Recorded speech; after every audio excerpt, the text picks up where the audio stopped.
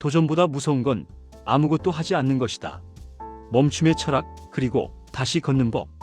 멈춤의 시대를 살아가는 우리. 요즘 사람들은 다 바쁘다고 말하지만 정작 자기 인생에서는 멈춰 서 있다. 회사에서는 매일 반복되는 회의, 보고서, 눈치 보기. 퇴근하면 휴대폰 속 다른 사람의 삶을 구경하며 자신의 하루를 잊어버린다. 그렇게 시간은 흘러가는데 도전은 늘 나중으로 미뤄진다. 언제나 조금만 더 안정되면, 조금만 더 준비되면. 하지만 말하자. 도전의 적은 두려움이 아니라 익숙함이다. 익숙함은 편하지만 조용히 사람을 썩게 만든다. 일장 우리는 왜 멈추는가? 우리는 태어날 때부터 남과 비교하며 자란다. 그만큼은 해야지.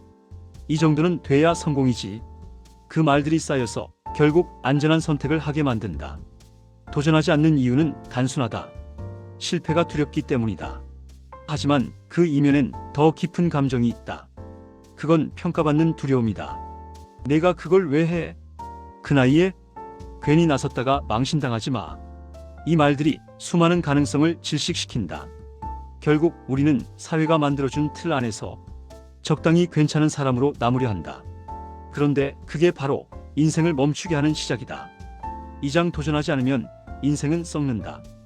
도전은 상처를 남기지만 멈춤은 썩은 흔적을 남긴다.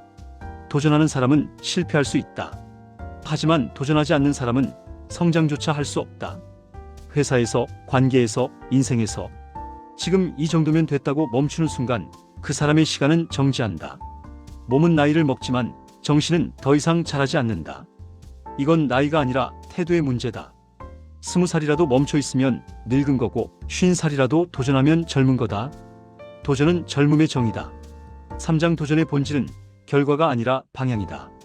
도전은 성공을 위한 행동이 아니라 삶의 방향을 다시 정하는 행위다. 도전의 목적은 이기는 것이 아니라 멈추지 않는 것이다. 결과가 실패여도 괜찮다. 그 실패조차 인생의 일부가 되기 때문이다. 우리는 늘 성과 중심으로 살아왔다. 그래서 도전의 의미를 잃었다. 하지만 기억해야 한다. 도전은 이익을 위한 전략이 아니라 존재를 위한 선언이다. 4장 아무것도 하지 않으면 모든 게 무너진다. 인생은 끊임없이 움직이는 강물과 같다. 움직이지 않으면 썩는다. 직장에서도 관계에서도 자신을 변화시키지 않으면 결국 도태된다. 그냥 지금처럼 살면 되지라는 말이 가장 위험한 말이다. 왜냐하면 세상은 가만히 있는 사람을 먼저 삼키기 때문이다. 세상은 변한다. 기술이, 일의 방식이, 사람의 관계가. 그런데 당신만 그대로라면 결국 뒤처진 사람이 된다. 아무것도 하지 않으면 당신이 만든 모든 것도 천천히 무너진다. 5장 도전은 거창하지 않다. 도전은 창업도, 이직도, 큰 결심도 아니다. 진짜 도전은 어제와 다른 오늘을 사는 것이다. 매일 조금이라도 나아지려는 노력. 어제 하지 못했던 걸 시도하는 용기. 그게 진짜 도전이다. 새로운 걸 배우고 낯선 사람을 만나고 익숙한 패턴을 깬다면 그게 이미 도전이다. 도전은 크기가 아니라 방향이다. 6장 도전보다 무서운 건 아무것도 하지 않는 삶. 결국 인생은 선택의 연속이다. 하지만 대부분의 사람들은 선택을 피한다. 왜냐하면 선택엔 책임이 따르니까.